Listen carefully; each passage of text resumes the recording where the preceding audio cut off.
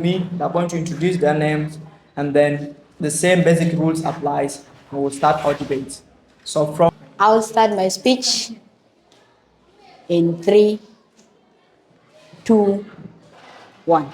Panel, the proposition side had a contradiction in their first speech.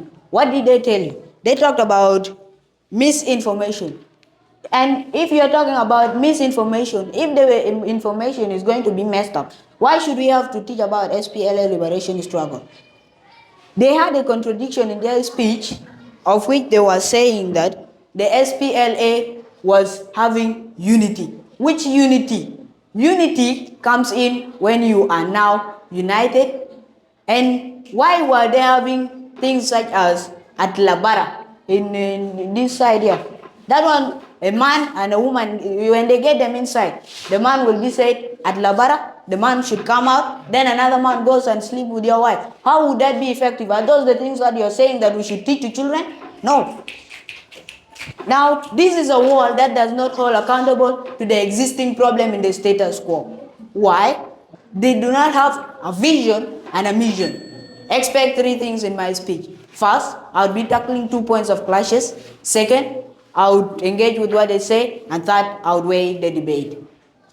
Now, point of clashes. A, couple of responses here. A, role models, couple of responses here.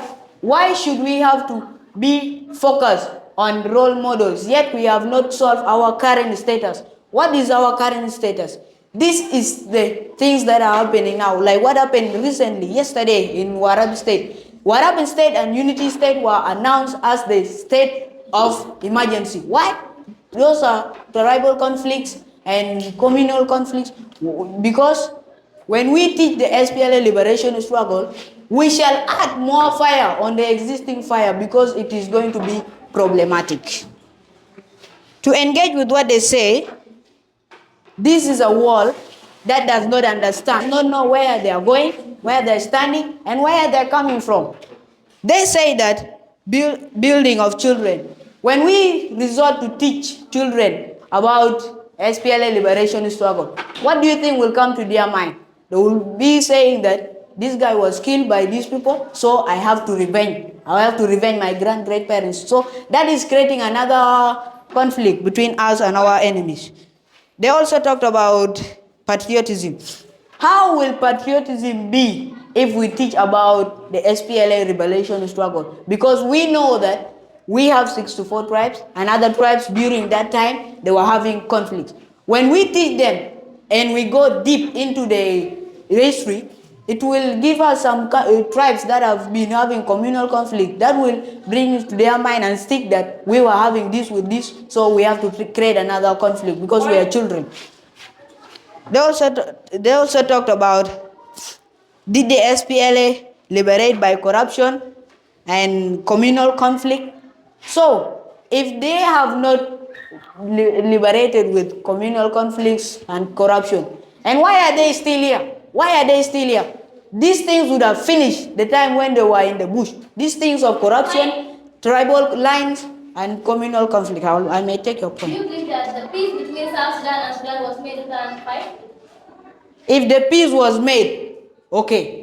Why are you teaching again about the SPLA liberation struggle? Why should we have to teach about it again? Because we have made peace, there's nothing to teach about it because it will remind of our enemies. Now, they also talked about moral rules. Are these the rules which were said in the bush that when you get an Arab, you kill? Are these the rules that we are going to teach to children? All children are supposed to be learning about how a mountain is formed, and I may take your point. No, it is protected time. protected time. Okay. Are these the rules in the bush that we are coming to teach children? We are not coming to teach them anything new. The things that are new are things in the current state affairs. What are the things in the current state affairs? These are corruption, political tension, tribal lines, and there are some things which can later be ineffective if they grow up. When children start to have these things of conflicts and this one, they may not be effective. Why? When you teach them about other things, they will start to have this and this were done by our great parents, so let us leave them. To weigh the debate, a team that would win this debate is a team that their arguments were logical, practical, and principled, and also rooted in real life. In our world, we provided substantive materials that would later be effective if we do not teach about SPLA liberation struggle. This debate is all about education, real life education. In their first speech, they talked about national identity. But then we told them in our first speech that it leads to war-related content. In their second speech, they talked about unity. But then we told them in our second speech that it leads to division and hatred. Ladies and gentlemen, it is only a foolish cat that will eat a pregnant rat. I will make my case. Reply speeches, please. Open to the press.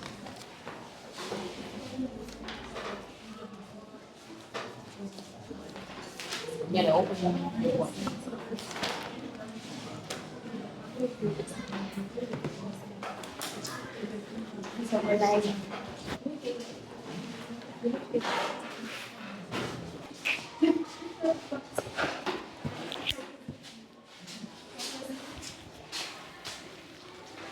Three, 2, 1. Pano, I'm here for reply speech to tell the reason why, as with the team, and for my people, winning the today's debate, and the reason why the other side of losing the today's debate. Pano, the other side of the wall are taking the today's debate to be personal, of which they were using abusive word. What we think we are arguing today's debate, we are not fighting. Second to that, power judges, the other side of the wall are losing the today's debate because they're just debating without solving the problems that are in the status quo currently.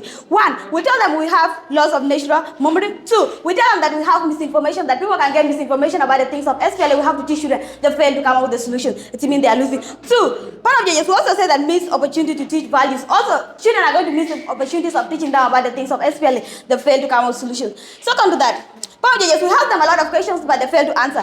First, we tell them that, are you aware that our people unite themselves and they want freedom? They say that, no, they do not unite themselves. But we think that one person cannot able to win something less than human. 64 tribes that they want to gather themselves and they want our freedom as we are now South Sudanese. Second to that, we also ask them a question that if something pain you will encourage you, they tell us that it will affect you. Of which they did not answer us because if you learn about something that have actually pain someone, it is going to encourage you. Second to that, they fail to tell us the things that they are going to achieve at the end of the day because you can't just debate without anything that they are going to achieve. First, we tell them that we are going to build a stronger and more united nation. That is what we are going to achieve at the end of the day. Second to that, we tell them that we are going to achieve in our side of the world, we are going to achieve clear historical memory for the children. Second to that, we also inform them that we are going to achieve what you call unity. Point of the point of class for today's debate is unity. Which side is actually going to win unity? I think it's our side because we are going to teach children about how our 64 people, how our 64 tribes unite themselves and they fight for our freedom. It means that children are going to learn that yes, unity is the basis whereby we can win something. But for them, they are going to cause what we call division. Because now we are having a lot of misinformation, but they fail to solve the problems. Two, point of the other side of the world are losing the today's. Finish. With this, I beg to raise my case.